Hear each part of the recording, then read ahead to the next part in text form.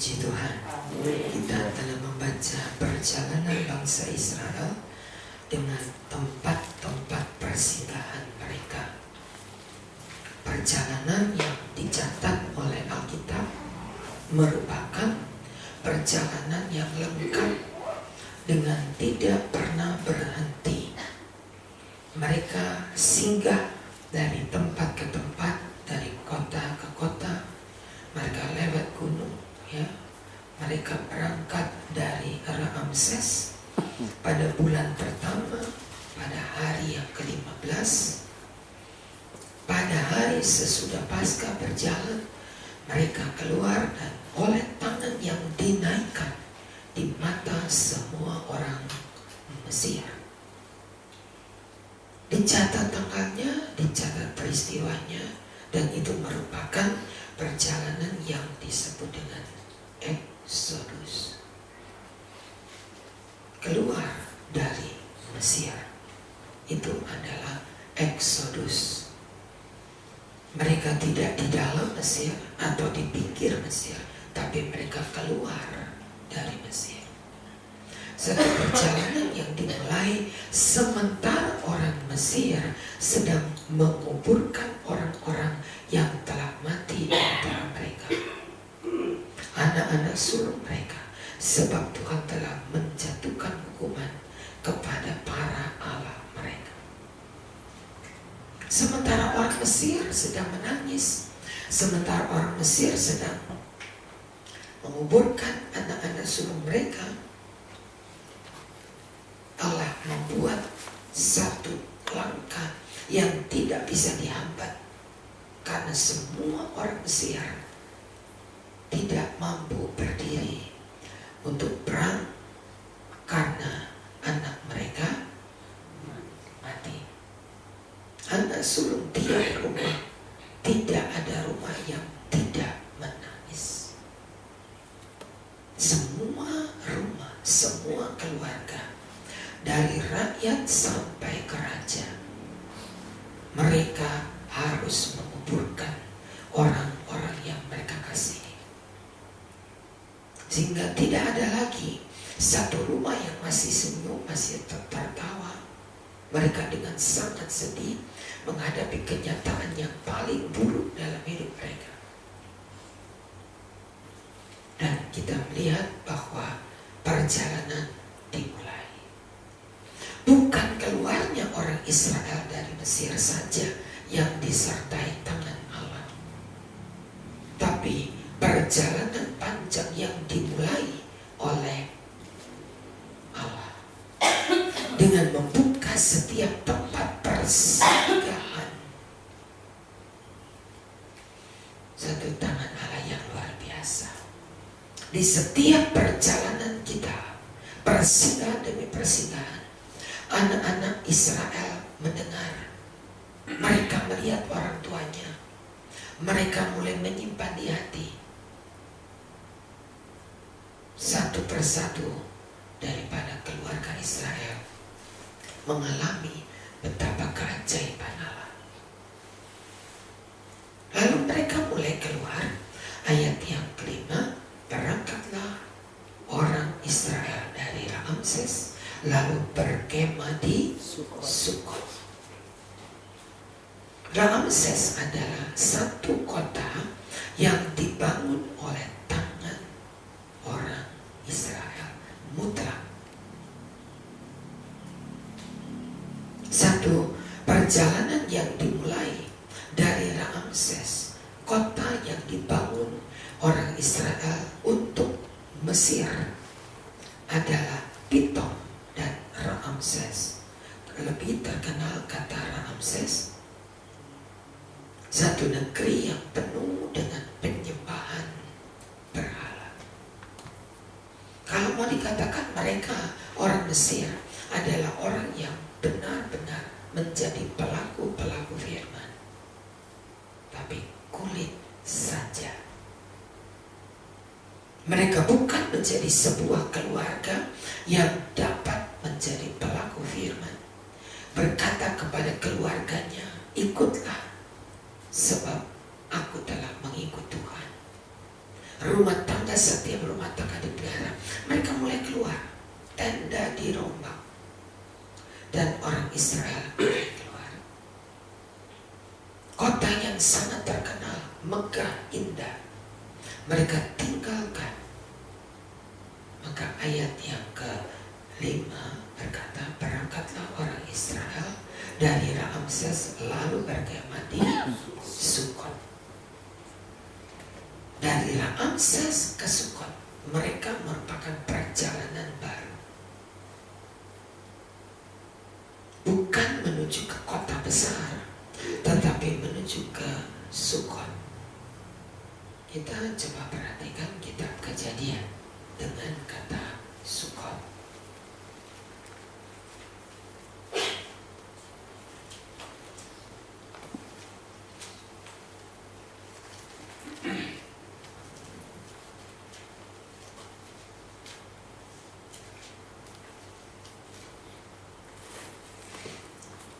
Pasal 33.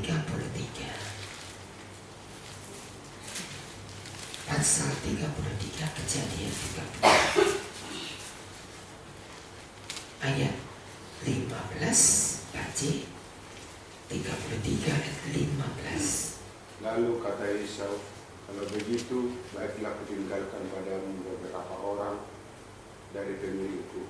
Tetapi aku berkata, tidak usah demikian, biarlah aku mendapat kasih Tuanku saja. 16. Jadi pulanglah Esau pada hari itu berjalan di Seir. Tetapi Yakub berangkat ke Sukot, lalu mendirikan rumah, dan untuk ternaknya dibuatnya gubuk-gubuk. Itulah sebabnya tempat itu dinamai Sukot. Ya. Ramses adalah kota yang begitu besar, menjadi kota yang sangat megah oleh tangan-tangan kerja orang Israel. Dan itu terkenal menunjukkan kemegahan, kebesaran Mesir. Mereka mulai tinggalkan, dan ketika mereka mulai tinggalkan, mereka mulai ancang-ancang akan dibawa kemana kita? Akan dibawa kemana?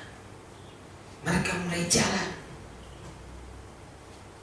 Tiba di satu tempat, kata ayat yang ke-17, berangkat dari Sukot. Tadi datang ke Sukot, sekarang mereka berangkat ke Sukot. Tempat yang kecil diartikan dalam katanya tempat gubuk. Gubuk-gubuk kecil tadi kita baca. Itulah arti kata Sukot. Perkampungan kecil dengan gubuk-gubuk. Mereka adalah peternak-peternak yang tidak punya rumah. Itulah orang-orang Israel yang sedang berjalan. Mereka jalan, buka tenda, berhenti. Mereka jalan lagi nanti. Tiap-tiap persinggahan dicatat oleh Allah. Sebab tiap-tiap tempat persinggahan punya arti yang berbeda. Pengalaman-pengalaman yang berbeda di setiap tempat di mana mereka berhenti. Perjalanannya tidak mulus. Saudara bisa baca itu sementara orang Mesir mengubur orang Israel, maka Tuhan menjatuhkan hukuman kepada para Allah mereka. Berangkatlah dari sana, dari Ramses ke Sukot. Yakub punya tempat sebab ia mendengar suara Allah. Ketika diperintahkan keluar dari rumah orang tuanya, kemana aku bawa diriku? Tidak ada satupun perjalanan yang tidak berhasil. Tetapi kemana aku bawa diriku? Musa mulai jalan.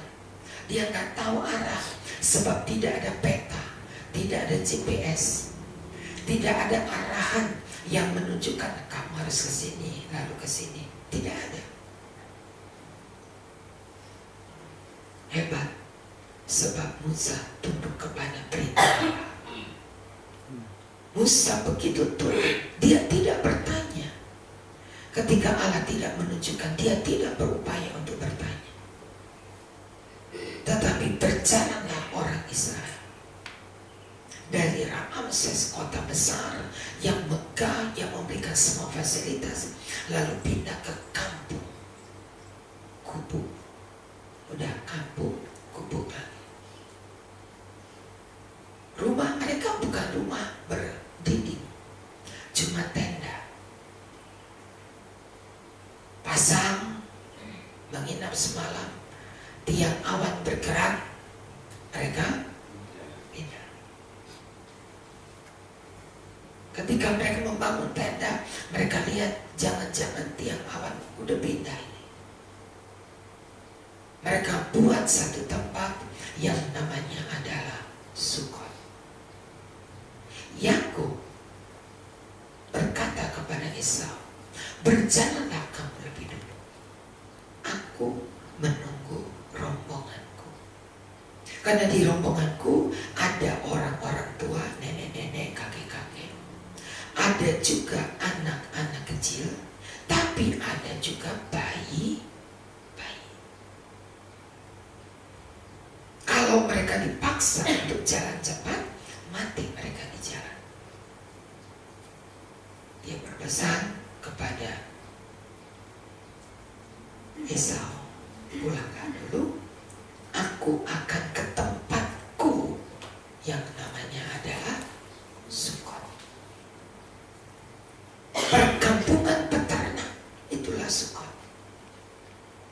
Dia tidak memilih rumah Esau, tapi dia tinggal di Sukot. Seir adalah tempatnya Esau. Seir atau Edom adalah pegunungan-pegunungan tandus, tetapi megah. Esau berkata, ayo tinggal dengan aku. Tapi Yakub tahu diri, bukan di Ramses tempatnya, bukan di tempat Seir, pegunungan Edom, bukan itu. Tetapi Yakub membawa rombongan keluarga besarnya berada di Sukot. Biar kecil, asal bersama Tuhan. Amin. Biar kecil, tapi yang penting bersama Tuhan. Biar kontrakan kecil, tapi yang penting bersama Tuhan. Ditawarkan untuk tinggal bersama Esau, orang kaya ini. Esau sudah jadi kaya waktu itu, tetapi Esau tidak dapat memikat hati Yakub untuk tinggal di sana. Yakub berkata, baiklah, aku akan menginap di Sukot. Ya, kamu mau makan apa dengan mereka? Kami percaya Tuhan pelihara.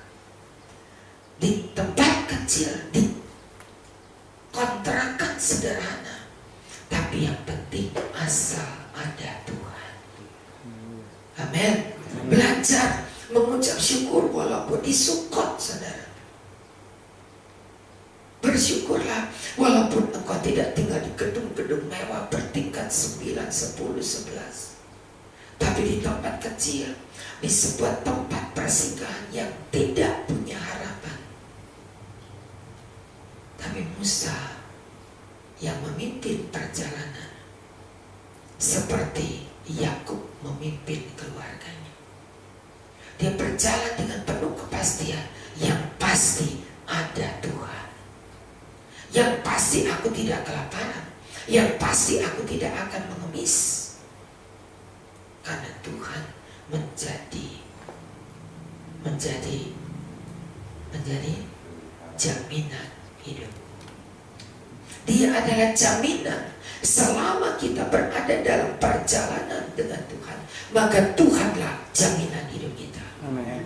Selama kita berjalan dengan Tuhan.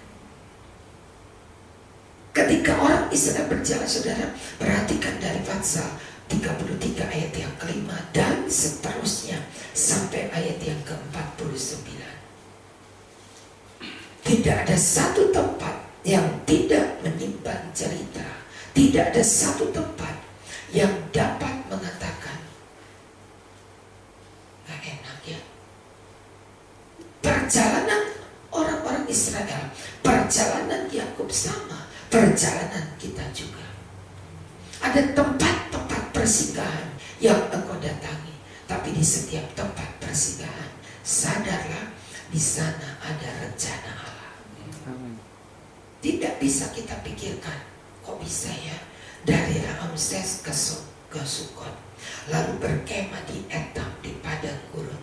Mereka berangkat dari Etam, lalu balik kembali ke Pihahiroth yang di depan Baal Zebon. Terus ada satu tempat mereka berhenti, ada tempat berikutnya, ada tempat berikutnya. Kalau saudara mau disuruh cerita bisa panjang ceritanya. Dari Medan datang ke Jakarta. Di Jakarta mampir di mana? Tiba-tiba ke Cibubur. Tidak, kemana dulu? Keluarga Silalahi kemana dulu? Karantensin. Di Karantensin ada siapa Pak di sana? Lalu tinggal di kontrakan berdua. Oh, sudah berempat. Oh, sudah bawa si Linda dengan Martina. Udah pernah tinggal di Karantensin. Tetapi ketika tinggal di Karantensin tetap dipelihara. Puji Tuhan. Dengan tangan Allah dari Medan datang ke Jakarta. Jakarta bukan langsung punya rumah di Cibubur, tinggal di Karantensin. Kontrak Pak Barjan Datang di Mampang. dari Kampung ke Mampang. Dari kampungnya Jogja, Solo, Semarang, langsung datang di Mampang berdua tidur di kontrakan. Tapi Tuhan pelihara. Tidak punya tempat tidur. Tidak ada tempat tidur. Ingat yang begitu, saudara. Ingat yang begitu. Betapa baiknya Tuhan. Ingat bagaimana Allah membawa kita dari tempat ke tempat. Jangan lupa itu. Ayat-ayat Alkitab menuliskan tegas bagaimana Allah menuntun kita. Setiap tempat punya rencana Allah, punya keajaiban, punya cerita. Dan semua kitab, Keluaran, Bilangan, Imamat, Ulangan menceritakan perjalanan mereka. Pak J dari kampung ke Pasar Induk. Oh, langsung Pasar Induk. Tinggal di situ aja, nggak ada tempat tidur gitu, nggak ada sama orang-orang. Bukan sama istri. Sudah bawa ibu? Belum. Oh, belum. Masih bujang? Oh, masih bujang. Masih merantau. Jadi tidur dengan semua orang bisa mencari perjalanan hidup yang berat. Allah tidak pernah lupa itu semua. Amin. Dengan tangan Allah dituntun kita dari tempat ke tempat ke tempat ke tempat. Tapi di setiap tempat punya cerita pertolongan Tuhan. Pak Tony Tio tidak tiba-tiba punya rumah di mana itu? Itu apa namanya? Depet. Ya, beberapa penerangan. Tidak tiba-tiba ada satu rumah, walaupun kontrak, bukan petak loh rumahnya. Tapi dengan tangan Allah sudah dipindahkan dari kontrakan yang kecil, semakin baik, semakin baik, semakin baik. Tuhan itu baik. Allah kita tidak pernah berkata udah lepas aja di Jakarta. mau jadi apa terserah. Tidak, saudara. Allah punya tangan yang tidak pendek. Dengan segala pertolongannya dipindahkan kita dari tempat ke tempat. Jangan lupa kalau sudah di rumah besar, ingat rumah kecil. Jangan lupa ketika hari ini kita bisa mempunyai kehidupan yang layak. Kalau orang dari kampung datang lihat Ibu Ginting sekarang, wah, kau sudah berhasil di Jakarta. Berapa kau makan setiap hari? Orang mulai tanya, sebab di kampung yang ada cuma sinabung. Sinabung sudah meletus. Tapi dengan tangan Allah, orang kampung yang datang akan berkata, sudah berhasil kau. Tidak tiba-tiba berhasil. Ada rumah-rumah kecil yang pernah disinggahi dalam hidup kita. Dan di rumah-rumah kecil, Ibu Mulia aja 9 kali pindah, 10 kali baru punya rumah. Tapi di rumah-rumah kecil itu ada tangan Allah. Bagaimana kita beri makan, bagaimana kita makan berdua, bagaimana barangkali cuma itu yang ada di tangan kita. Tapi pekerjaan Allah tidak semakin kecil, yang pasti semakin besar. Pekerjaan Allah tidak tiba-tiba menjadi satu tempat yang besar, tidak, kecil. Kita ingat itu dan kita berkata, kok bisa ya? Waktu itu kok bisa hidup begitu? Lalu sekarang kita bisa hidup begini. Kekurangan kita adalah kurangnya kita mengucap syukur. Bukan tangan Tuhan yang kurang, tapi kurangnya kita mengucap syukur. Dalam hidup yang panjang yang kita lewati, kita seringkali lupa mengucap syukur. Kita seringkali tidak bisa berkata, aduh Tuhan, ingat waktu itu ya, mau beli makan saja kita berkata, cuma begini, uang ini harus sampai hari Minggu ini. Ini belum sampai hari Rabu, sudah gak ada. Bagaimana? Mereka berdua mungkin sudah berkata, yang penting anak-anak makan. Kita barangkali cuma tunggu sisa mereka, tapi udahlah, yang penting. Dari waktu ke waktu, dari detik ke detik, pekerjaan demi pekerjaan kita bisa lewati. Jangan lupa akan Tuhan. Jangan lupa kebaikan-kebaikannya. Jangan lupa dengan kesetiaan kita berjalan pada waktu itu. Dan sampai hari ini, betapa begitu banyak orang tidak ingat bagaimana Tuhan angkat, perlahan-lahan diangkat oleh Tuhan. Tidak pernah satu hari Tuhan biarkan kita sampai kelaparan dalam perjalanan panjang kita. Tidak pernah sampai kelaparan. Dengan setia Allah pimpin kita. Dan tetap ada makanan di rumah. Orang-orang Israel kalau diajak melihat lagi, ayo deh lihat ke belakang. Bisanya mereka ngomel.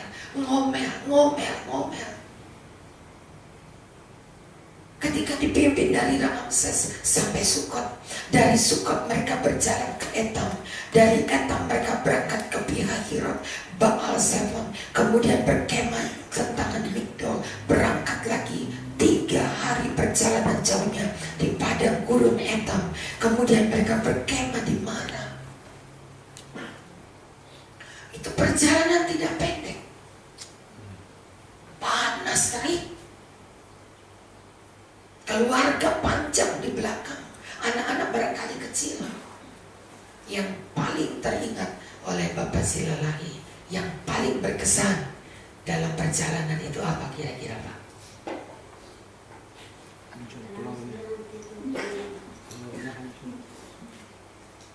Tidak bisa diceritakan, tetapi Tuhan itu baik.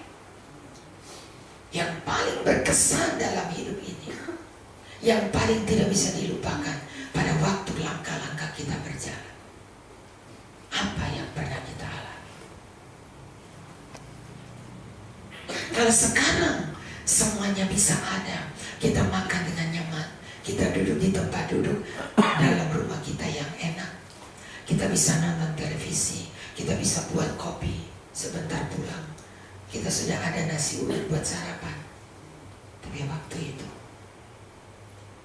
ketika kita mulai berjalan dengan tidak punya apa-apa, apa yang paling berkesan dalam hidup kita? Kita nggak bisa ceritakan satu persatu, cuma air mata yang ada. Satu bukti bagaimana Allah pelihara kita. Satu bukti bahwa perjalanan kita tidak sendirian. Ini hidup saudara. Sejarah itu kaya, membuat kita bisa berkata, aku punya Tuhan yang luar biasa. Amin. Jangan ngomel untuk hidup yang berat. Jangan ngomel ketika hari ini kita dihadapkan dengan tantangan, dengan ujian, dengan masalah. Jangan berkata, oh Tuhan itu tidak menyertai saya. Tidak ada. Mana penyertaan Tuhan? Hidup saya di Jakarta begini-begini aja. Tunggu dulu. Ingat. Lebih baik engkau tunduk dan berkata, aku tidak bisa balas kasih Allah. Haleluya. Karena luar biasanya Tuhan. Aku tidak bisa balas. Perjalanan ini telah kita tempuh dari hari ke hari. Berapa tahun saudara di Jakarta? Berapa banyak yang saudara alami? Berapa besar pertolongan Tuhan juga. Amin. Mazmur 78.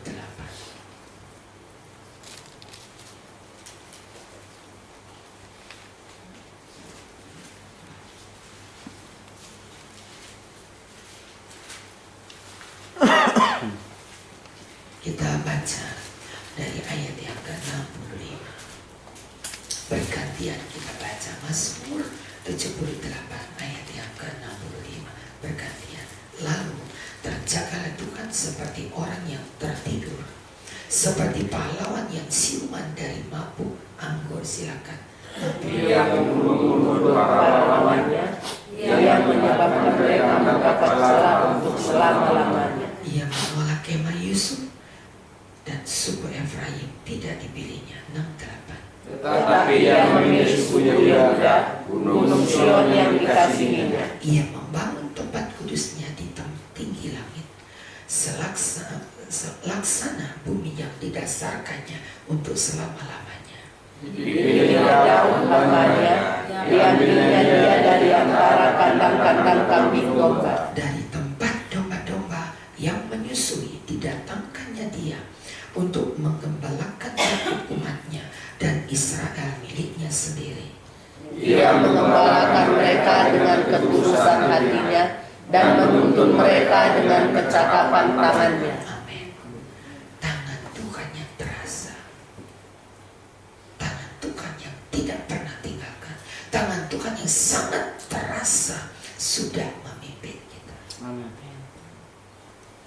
Saudara baca saja, berapa banyak kali menghadapi tantangan, menghadapi ujian, tidak ada makanan, tidak ada hujan, tidak ada air, tidak ada daging. Dalam keadaan-keadaan yang sulit seperti itu, berulang kali kita masih bertanya, apa Tuhan sanggup menolong? Berulang kali kita masih ngomel, apa Tuhan sanggup tolong? Tapi terbukti, apakah anak dalam keadaan sakit? Apakah di rumah tidak ada makanan? Apakah pekerjaan-pekerjaan kita hilang dari tangan kita dan harus menganggur? Tapi dalam waktu menganggur, kita tidak pernah kekurangan. Kita tetap bisa membuat anak-anak kita makan. Tidak sepanjang perjalanan dengan keadaan yang ada